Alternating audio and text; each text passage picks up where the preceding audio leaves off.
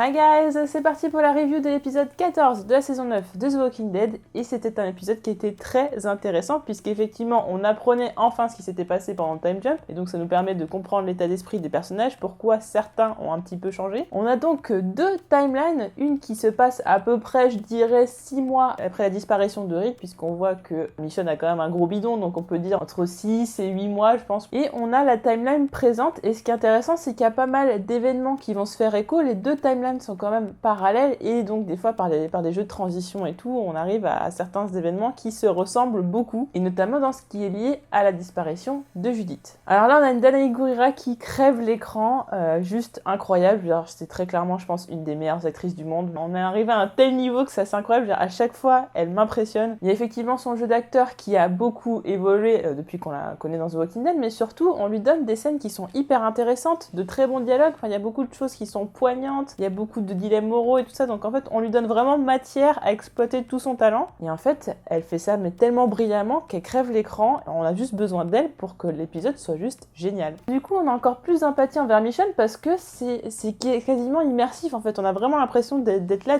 et de vivre les choses avec elle. Quand elle est triste on est triste, quand elle a peur on a peur, quand elle est en colère on est en colère aussi parce qu'elle arrive à transmettre quelque chose aux téléspectateurs et ça c'est une chose que très peu d'acteurs arrivent vraiment à bien faire. Donc ce qui est bien c'est que la timeline passée effectivement quelques mois après la disparition de Rick, donc la disparition de Rick est quand même assez récente, ce qui nous permet un petit peu de savoir comment ont vécu surtout Daryl et Michonne qui étaient quand même les personnages les plus proches de Rick et notamment de toute façon on voyait bien que même 6 ans après Daryl était toujours en train de chercher le corps de Rick, mais effectivement Michonne aussi cherchait aussi pendant un très long moment et d'ailleurs même quand elle était enceinte alors que ça comporte des risques et tout et qu'elle devrait pas forcément trop bouger, mais on connaît Michonne, être enceinte c'est pas ça qui va l'empêcher de faire des choses. Tous les deux effectivement cherchaient le corps de Rick sans le trouver, Michonne va juste trouver son arme et ce que j'aime beaucoup c'est qu'effectivement cette timeline passée et présente nous montre la relation qu'ont entretenue Daryl et Michonne qui était un duo que je voulais vraiment voir plus à l'écran, c'est quelque chose qui me manquait beaucoup dans The Walking Dead parce qu'on avait effectivement Rick Daryl, Rick Michonne, mais j'avais vraiment envie de voir ce que ça pouvait donner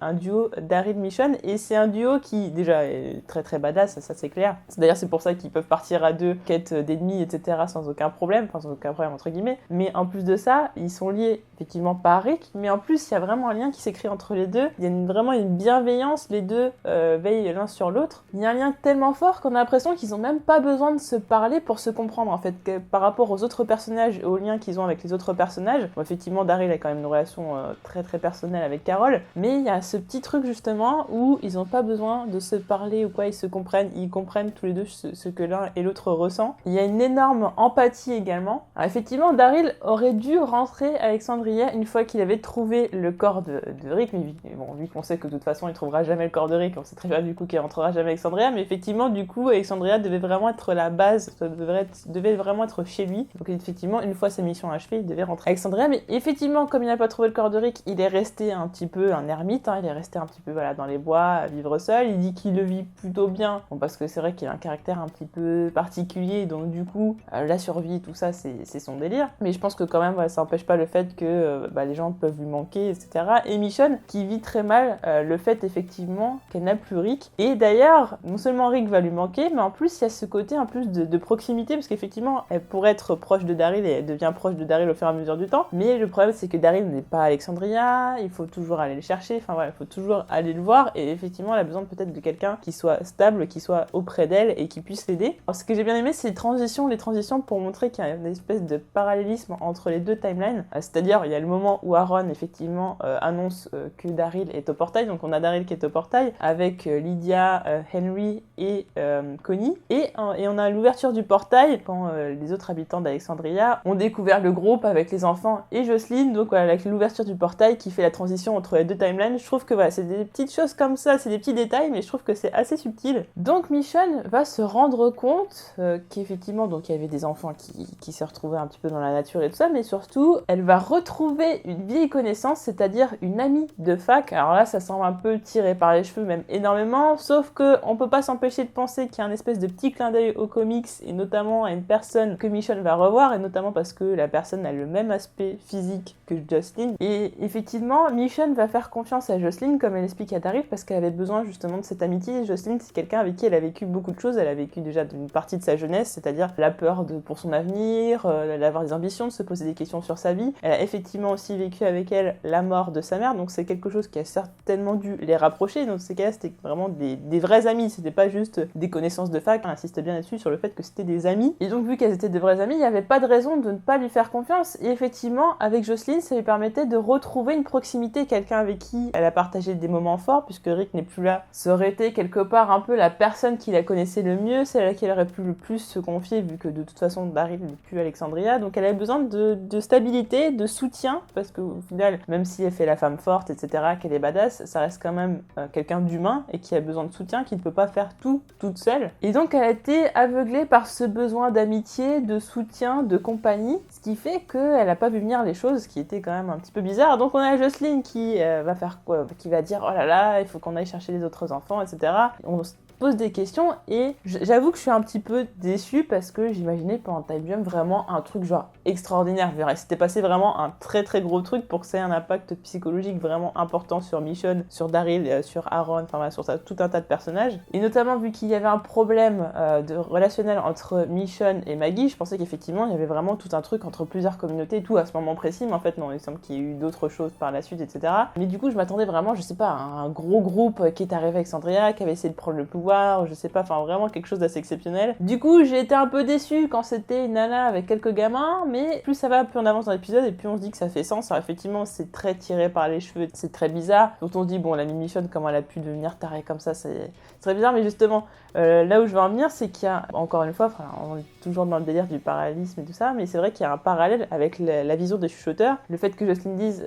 les forts survivent et prospèrent, il y a tout un truc qui ressemble un petit peu aux chuchoteurs, le fait qu'aussi qu'ils utilisent des armes blanches et tout, etc. Et fait une espèce de lavage de cerveau qui ressemble à celui de Alpha envers les chuchoteurs. Et donc de toute façon, vu que ce sont de nouveaux arrivants, on se demande forcément ce qui va se passer. On se dit il y a forcément de l'eau dans le gaz, mais on se dit mais ça va quand même pas être des gamins qui vont mettre un dawa pas possible. Et effectivement elle dit oui, ces gamins ils sont prêts à tout, ils peuvent tout faire. Et effectivement Michonne est très étonnée de voir que ils arrivent quand même à chasser du bon gros gibier, quoi. C'est pas du voilà, le petit lapin des bois, les écureuils, comme elle dit, c'est du bon gros gibier. Enfin d'ailleurs on le voit en arrière-plan quand ils sont en train de justement de faire cuire la viande. C'est quand même des trucs assez balèzes, quoi. Pour deux petits gamins qui, je sais pas, ils ont peut-être 8 ans, c'est quand même assez surprenant. Et donc on se dit, bah finalement ils ont quand même des capacités assez particulières. Et effectivement va arriver le moment où, prétextant une soirée pyjama, etc., finalement les enfants de plusieurs personnes d'Alexandria vont disparaître. Pendant ce temps-là d'ailleurs il y a un habitant d'Alexandria qui va mourir, là je sais pas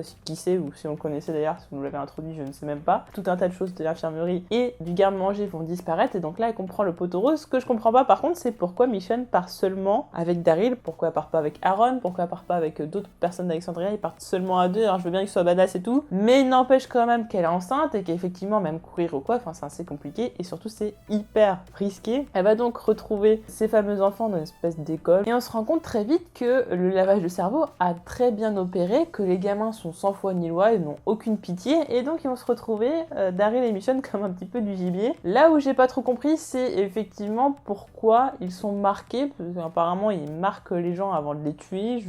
peut-être pour faire un peu comme du bétail ou je sais pas, pour les marquer parce qu'ils sont faibles, j'ai pas trop compris. C'est un peu dommage parce que justement là j'ai pas vu du tout le truc, parce que l'épisode s'appelle Scars, donc c'est-à-dire cicatrices, et donc on a tout un tas de choses qui rappellent les cicatrices, c'est-à-dire on a Henry qui apparaît de ses cicatrices, on a Judith à la fin de l'épisode qui va demander si ça va laisser des cicatrices, et plus les cicatrices de Michonne et de Daryl, mais aussi cicatrices aussi psychologiques, c'est pas seulement des cicatrices physiques, c'est surtout aussi des cicatrices qui vont être psychologiques, c'est-à-dire des séquelles qui vont devoir guérir au fur et à mesure du temps. Mais effectivement le marquage, c'est là où j'ai un petit truc, parce que j'ai vu l'épisode 2 fois, je me suis dit mais à quel moment elle explique pourquoi il marque, enfin voilà, parce que ce sont des proies, donc comme ce sont des proies on les marque, je sais pas trop. En tout cas effectivement comme je disais tout à l'heure, elle a un discours qui ressemble un peu à ceux des chuchoteurs, elle fait en sorte que les enfants apprennent des choses assez terribles pour qu'ils puissent survivre. Et effectivement techniquement ça marche bien, mais ça les rend complètement cinglés et surtout des meurtriers. Elle essaye de recruter d'autres enfants à sa cause, enfin, voilà, je pense que pour elle c'est beaucoup plus malléable un enfant, et surtout bah, c'est comme une feuille vierge en fait, c'est-à-dire qu'on peut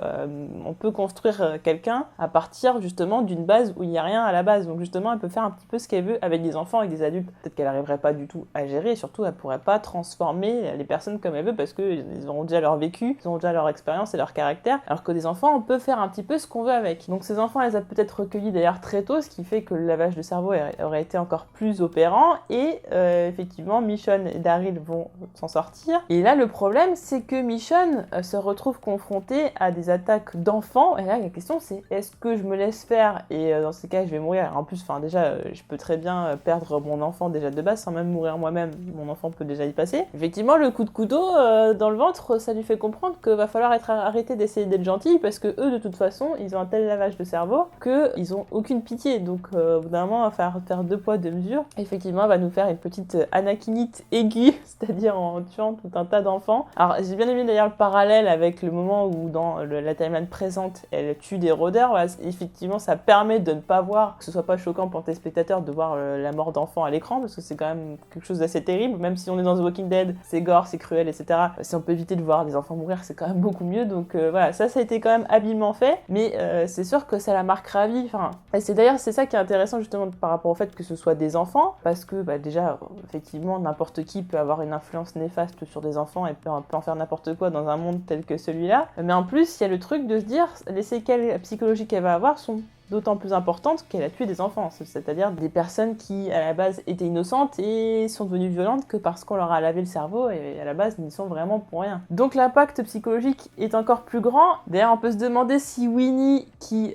survit, puisque de toute façon il s'enfuit, ne va pas devenir un chuchoteur. Je pense que c'est même certain qu'on le revoie à la fin de la saison. Je trouve ça très bizarre parce qu'on connaît son nom, on sait vraiment à quoi il ressemble, enfin il y a quand même un sacré focus là-dessus et on sait qu'il s'est barré, donc probablement qu'il survit. Donc vu le credo un peu de la Jocelyn et des chuchoteurs, ça m'étonnerait pas du tout de le revoir en fin de saison. Je mettrais même ma main à couper qu'on le reverra en fin de saison avec les chuchoteurs, peut-être même ça se trouve la saison d'après, hein, c'est possible, mais en tout cas on le reverra chez les chuchoteurs, ça me fait pour moi aucun doute. Heureusement pour Michonne, les choses se finissent bien puisqu'elle réussit à retrouver Judith qui va finalement la reconnaître, mais ça se finit bien techniquement, mais effectivement l'impact que cet événement aura eu sur Michonne va provoquer tout un tas d'événements par la suite, c'est-à-dire ça va avoir un effet boule de neige puisqu'on comprend d'ailleurs quand elle parle avec Lydia dans la timeline présente que suite à ça elle a fait tout un tas de choix qu'elle n'assume pas vraiment, parce qu'elle d'ailleurs elle le dit même à Judith, après ça je me suis renfermée. Depuis la mort de Carl j'avais dit que je ne voulais plus enterrer d'enfants, donc j'ai tout fait pour vous protéger, même si effectivement ça va à l'encontre du credo de Rick et de Carl d'essayer de s'ouvrir aux autres et d'essayer d'aider tout le monde, etc.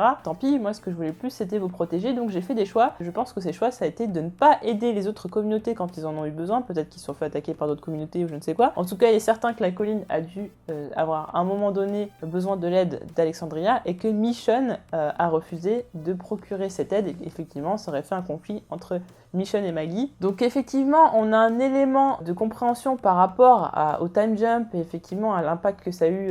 sur Michonne, mais effectivement après il nous manque toute la partie qu'est-ce qui s'est passé après, pourquoi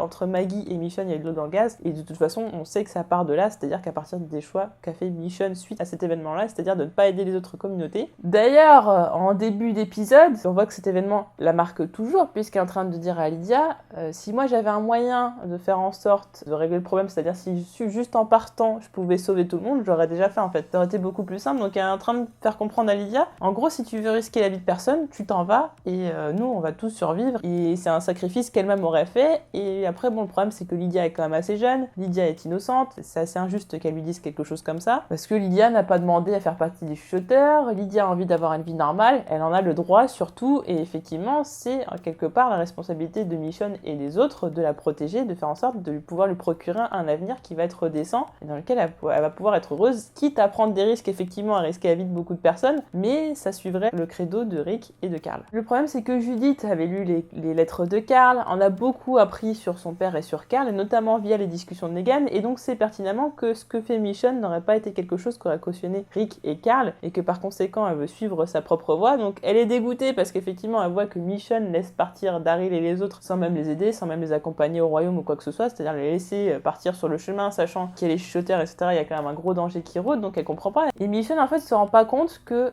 Judith est quand même beaucoup plus intelligente que ce qu'elle pense, qu'elle a quand même beaucoup grandi, qu'elle est quand même très mature pour son âge, parce qu'elle pense qu'en fait Judith est assez naïve, que c'est parce qu'elle a pas tous les éléments, justement des événements qui ont eu lieu, qu'elle pense ça, qu'il lui manque beaucoup de pièces du puzzle, mais en fait non, elle se souvient notamment de cet événement qui a perturbé Michonne, elle s'en souvient très bien, et c'est pas pour autant que son avis a changé, qu'il a divergé, elle reste toujours sur le fait qu'il faut aider les gens, c'est-à-dire qu'elle-même a vécu cet événement, elle a été même la première victime de cet événement pendant Time Jump, et ça n'empêche pas qu'elle veut toujours aider les autres. Et encore une fois, le dialogue entre Negan et Michonne va être très intéressant parce que Negan arrive quand même bien à cerner Judith, et il est pas malveillant envers Michonne en lui disant oui, de toute façon tu connais pas ta fille, moi je parle plus avec elle et tout, enfin il y a pas de compétition, et il essaie de lui faire comprendre que ta gamine, elle a grandi, et il va falloir que tu apprennes un petit peu plus à prendre le temps peut-être de la connaître ou quoi, de te rendre compte des choses, que c'est plus vraiment une enfant, enfin surtout dans un monde comme ça, on grandit beaucoup plus vite, et en plus bon, Judith a l'air d'être quand même assez précoce, assez très intelligente pour son âge. Et Negan fait remarquer également le fait que Michonne manque un petit peu d'honnêteté, c'est-à-dire qu'elle veut tellement protéger sa fille qu'elle évite de lui dire des choses qui sont un petit peu choquantes et tout, alors que Negan n'a aucun tabou envers Judith, il sait très bien que c'est une grande fille, qu'elle sait comprendre les choses, et effectivement lui a même expliqué les atrocités qu'il a faites il y a quelques années, et apparemment ça n'empêche pas Judith de continuer à lui parler, mais au moins c'est vrai que Negan est honnête et lui dit tout. Et Michonne devrait certainement arrêter un petit peu de couver sa fille en pensant qu'elle est trop jeune pour comprendre certaines choses, puisqu'effectivement ça n'est pas du tout le cas. Et ce que j'ai bien aimé, c'est aussi qu'il lui montre que ta fille, en fait, elle est peut-être beaucoup plus comme toi que tu le crois, et c'est peut-être au final toi qui as changé,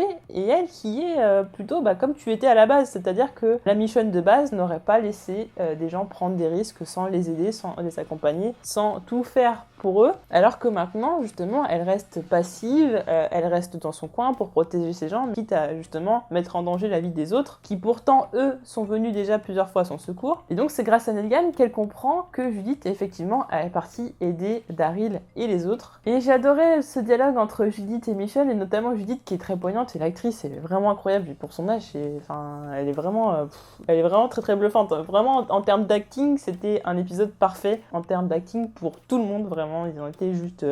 géniaux. Même niveau mise en scène, il y avait des moments vraiment top. Par exemple, justement, quand Michonne est en train de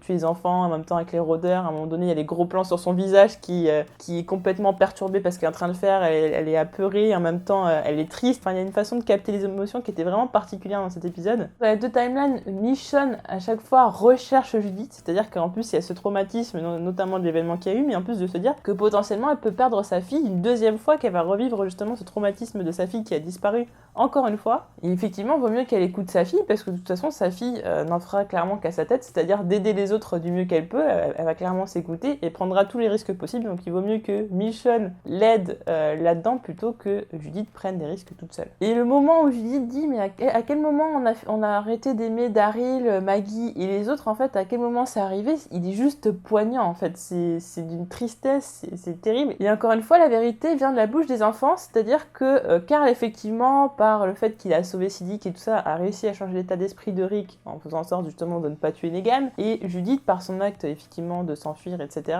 a fait en sorte que Michonne finalement se bouge et décide d'aider Daryl et les autres. Donc voilà, il y a quand même encore une fois un parallélisme, et là pour le coup entre Carl et Judith, notamment Judith qui ne reste pas chez elle et qui s'enfuit et fait des trucs et tout comme Carl le faisait d'ailleurs. C'était un moment qui était particulièrement poignant et qui met Michonne face à ses responsabilités, et effectivement si on aime quelqu'un, on va tout faire pour l'aider. Elle a effectivement voulu protéger les siens, mais les siens, ce n'est pas juste sa famille, c'est aussi tous les autres gens qu'elle aime, ce sont ses amis, ce sont la famille qu'elle a construite, puisque la famille, c'est aussi une famille de cœur, et Daryl en fait partie, les autres personnages en font partie. Donc au final, elle va les aider. D'ailleurs, ce qui est assez marrant, c'est qu'ils utilisent les voitures pour en faire des petites chariotes. Je trouve ça assez... des petites charrettes, des petites calèches, je trouve ça assez sympa. Ça montre qu'on privilégie nettement quand même les chevaux, les déplacements avec les chevaux plutôt que les voitures. On utilise même leur carcasse pour les utiliser avec les chevaux. Mais donc, on aura bien Michonne à la foire, ce qui n'était du coup pas prévu, vu qu'elle avait envoyé une délégation, elle devait pas du tout y être, donc elle va effectivement être au royaume, ce qui va faire beaucoup plaisir à Carol, ça c'est certain. Puis en plus, voilà, quand même, elle emmène Daryl, Henry et les autres, donc déjà, en termes de sécurité, c'est déjà beaucoup mieux. Néanmoins, on s'en doutait bien, les chuchoteurs les ont vus et donc les ont suivis et donc jusqu'au royaume où a lieu la foire et donc où va se passer tout un tas de choses. En tout cas, le trailer du prochain épisode, on a l'impression qu'il va se passer déjà des grosses choses déjà dès la semaine prochaine. J'ai un petit peu peur, je me dis, mais déjà vu ce qu'on voit là du trailer du prochain épisode, alors l'épisode 16, j'imagine même pas le délire, donc ça a l'air d'être assez fat. Je pense qu'on va avoir un season finale qui va être un des meilleurs, je pense, qu'on a eu jusqu'ici dans The Walking Dead, et j'ai vraiment hâte. N'hésitez pas à me dire en commentaire ce que vous avez pensé de cet épisode, vos théories pour les prochains, pour ce season finale. N'hésitez pas à me dire tout ça, n'hésitez pas à faire un petit tour sur mon compte YouTube si vous voulez soutenir la chaîne, et on se retrouve très vite pour d'autres vidéos. Salut!